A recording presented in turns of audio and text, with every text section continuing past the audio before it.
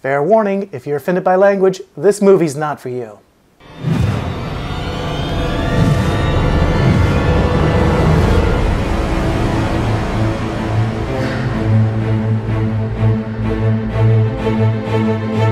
Three Billboards Outside of Ebbing, Missouri was written and directed by Martin McDonagh. You'll know his work from In Bruges and Seven Psychopaths.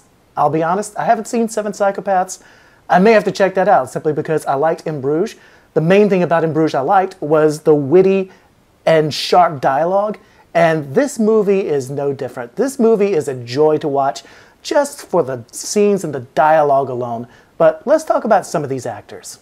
This movie is packed with some serious star power. We got Frances McDormand, which most of you will know from Fargo and Mississippi Burning. Let's just talk about her character. She plays a character named Mildred, and Mildred is a mother who personally challenges the local authorities to solve her daughter's murder when they fail to catch the culprit. Woody Harrelson, another strong actor, also in this movie. He plays the chief of police in this town, and 7 months after this horrible murder has happened, there are no suspects, no one has been caught.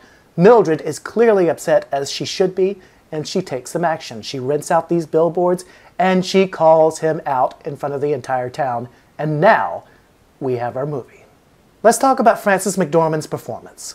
From a former Navy point of view, I love this character. She swears, she says what's on her mind, and she just has this kick-ass approach to things. But you also see that she has a big heart. She still cares, and she is utterly broken from the loss of her daughter. There are some heartbreaking scenes in this movie, guys, and she does a wonderful job navigating that. Woody Harrelson is also in this movie, and he does an incredible job, as he always does. And his character, just like Frances' character, is not black and white. Woody plays Chief Willoughby, the chief of the police department in Ebbing, Missouri, the guys tasked with tracking down the killer, and they haven't done a very effective job, or at least Mildred doesn't think so. It's been 7 months, and there have been no leads. There are no suspects. There are no nothing. And Mildred is frustrated, and Woody Harrelson's character is too. And that's one of the things I like about this movie. Not just the two lead characters, but everyone in this movie kind of exists in this area of gray.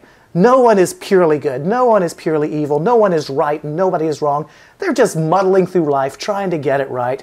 And sometimes they hit, sometimes they miss. It's just like real people. And Martin brings this across brilliantly. We have these utterly believable characters. You're going to see this movie and you're going to know some people. I know I saw some people I definitely knew. Now let's talk about stealing. There is a lot of stealing going on in this movie.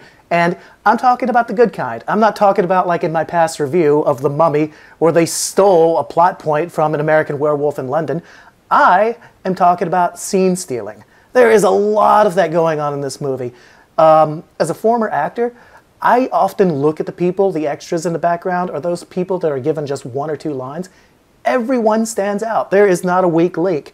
There is a person, and I do believe her name is Sarah Weaving. She plays a 19-year-old in the movie. I'm not going to give away too much about her character, but she's only in 2 scenes.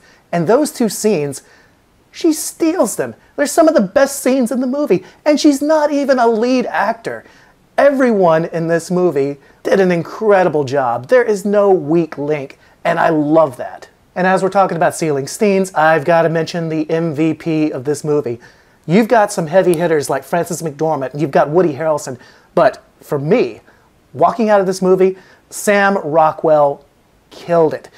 He plays incompetent so good. And I'm not just talking about playing stupid. I'm talking about playing incompetent. I'm talking about playing incredibly fouled, but sometimes lovable, sometimes not so much. And he does a wonderful job at this. And the scenes with Woody Harrelson and Frances McDormand, he really holds his own. And he shines throughout the movie, and the neat thing about his character, it takes probably the biggest story arc in the entire movie. And that's another thing I want to talk about. This movie is completely unpredictable. You think you know where it's going at some point, and you really don't. Same with his character. You're going to meet this guy, and you have no idea where he ends up at the end. And it's quite surprising. It was really well done. Shout out to Mr. Rockwell. Hell of a job. One thing I will say about this movie, you are at a certain point going to have to suspend your disbelief. There are okay, I have some friends in law enforcement. I know a little bit about the field. And if even half of this stuff that happened in the movie happened in real life, everyone would be in jail and we would have no movie at all. So suspend your disbelief. Enjoy it. It really drives the narrative of the story, and it's going to be okay. Relax. Now, as I hinted at earlier, the ending of this movie is something you really can't predict until maybe the last 5 minutes or so. And it doesn't tie up all the loose ends. It's very open-ended. It's not freeze-dried, and you have all of your answers, and it's just compact. It's open-ended, and you don't know what's going to happen next. You can speculate what's going to happen next. I kind of want to talk about the ending, but I can't. I'm not going to spoil it. But I will say that although it was good, I wanted more. Just a little bit more, just a push more, and then I would have been happy. Guys, this movie is incredible to watch. You've got great performances, you've got great scenes, there are some powerful scenes in this movie, guys. Not to spoil anything, but there is a scene where you see Mildred talking to her daughter. It's the last conversation they had before she was murdered. And the way that scene ended, it just impacted the entire movie theater I was in. It was about halfway crowded, but there was just a gasp.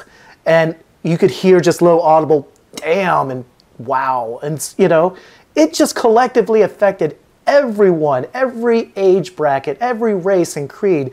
And that was really impressive. So for this movie, I've got to give 3 billboards out of Ebbing, Missouri, 5 out of 5. So what did you guys think? Did you like the review? Did I inspire you to want to see the movie? Have you seen the movie? Let me know in the comments below. If you like this video, click that like button. And if you want to see more like this, please subscribe. Peace out.